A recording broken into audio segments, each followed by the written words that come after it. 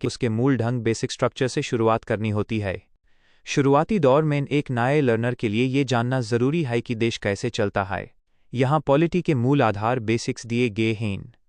1. संविधान कॉन्स्टिट्यूशन क्या है? संविधान देश की सुप्रीम लॉ, सबसे बड़ी किताब है। इसमें लिखा है कि सरकार कैसे बनेगी, उसके पास क्या पावर्स होंगी और नागरिकों के क्या अधिकार होंगे।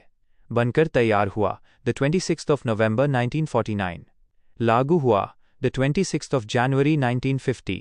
2. सरकार के 3 अंग, 3 ऑर्गन्स ऑफ गवर्नमेंट। पूरी पॉलिटी इन 3 पिलर्स पर टिकी है। 1. विधायिका लेजिस्लेचर, इनका काम है कानून बनाना, जैसे संसद या पार्लियामेंट। 2. कार्यपालिका एग्जीक्यूटिव, इनका काम है कानून को लागू करना, जैसे प्रधानमंत्री, मंत्रिमंडल और ऑफिसर्स। 3. न्यायपालिका जुडिशियरी, इनका काम है कानून की रक्षा करना और विवादों को सुलझाना, जैसे सुप्रीम कोर्ट और हाई कोर्ट। 3. भारतीय संविधान की मुख्य विशिष्टताएं। सबसे लंबा लिखित संविधान। भारत का संविधान दुनिया का सबसे बड़ा लिखित डॉक्यूमेंट है। प्रीएम्बल प्रस्तावना, ये संविधान का इंट्रोडक्शन है जो बताता है कि भारत एक स्वतंत्र, समाजवादी, धर्मनिरपेक्ष और लोकतांत्रिक देश है। फंडामेंटल राइट्स, मौलिक अधिकार, ये हर नागरिक को दिए गए बेसिक अधिकार हैं। आर्टिकल 12 to 35, जे समानता का अधिकार और बोलने की आज़ादी। 4. शासन प्रणाली, system of government.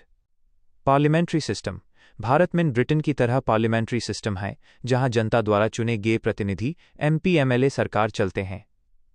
Federal system, संघीय ढांचा, इसका मतलब है कि शक्तियां 2 हिस्सों में बनती हैं, केंद्र सेंट्रल और राज्य स्टेट।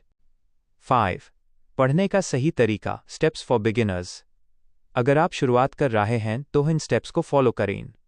स्टेप, क्या पढ़ें, क्यों? Step 1. NCERT, class 6 to 10, basic concepts और टर्मिनोलॉजी समझने के लिए। स्टेप 2.